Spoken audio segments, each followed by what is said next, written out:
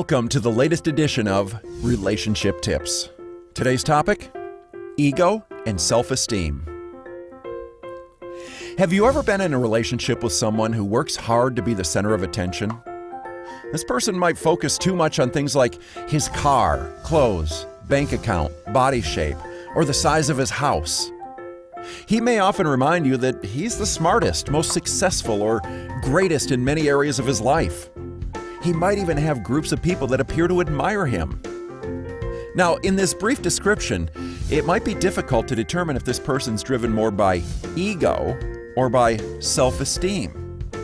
You could probably make an argument for either side. However, it's important to understand the differences between the two, because one is healthy and one is not. You see, when a person has self-esteem, they are connected to their real self. Their behaviors align with their own core values. They treat themselves and others with respect. They are compassionate and empathetic. They feel comfortable setting healthy boundaries. They are confident, connected, open-minded, and remain curious. A person with self-esteem embraces ideas, people, cultures, and customs that are different from their own. They are comfortable doing the right thing, even when no one is watching. Their behaviors match their internal goodness. They are, in essence, solid as a rock. So, what happens when a person's real self was never supported in childhood?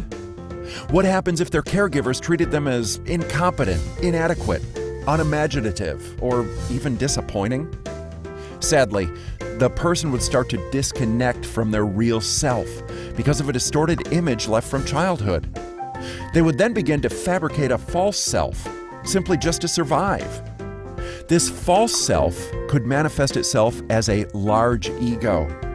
The person with a large ego would work hard to create an appearance that is opposite of the negativity they were fed in childhood. This false self takes a lot of energy to create and maintain, and it's an incredibly fragile facade. The false self is like an egg that's completely empty on the inside. Because it's not solid like a rock, it takes more energy to keep from cracking under the threat of public scrutiny. These people are often described as thin-skinned, becoming enraged when others don't agree and see things the way they do. And they sometimes devalue others as a way to make themselves feel more powerful. Now, here's a hard question. Have you ever found yourself behaving in this way? If any of this sounds familiar to you, it could be that your ego is acting as a placeholder until you reconnect with your real self. Until then, you might be treating others the same way you were treated in childhood. So try the following tips.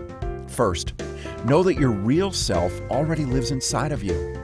Begin letting go of the negative images that were projected onto you as a child, and strive to behave in a way that matches your core values.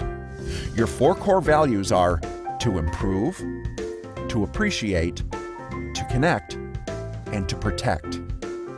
Know that any effort to reconnect with your real self will save you a lot of energy in the long run. Why? Because a large ego is not who you are, and it takes a lot of energy to keep this fragile structure from collapsing. When your behavior towards yourself and others is driven by your core values, you will begin to reconnect with your real self, causing your self-esteem to increase. The best news, as self-esteem rises, ego falls, because it's simply no longer needed. Possessions are simply what you have. They are not who you are. Just think about how your relationships will improve when your energy is diverted from ego maintenance to relationship building. So until next time, remember, change happens best when insight is combined with action.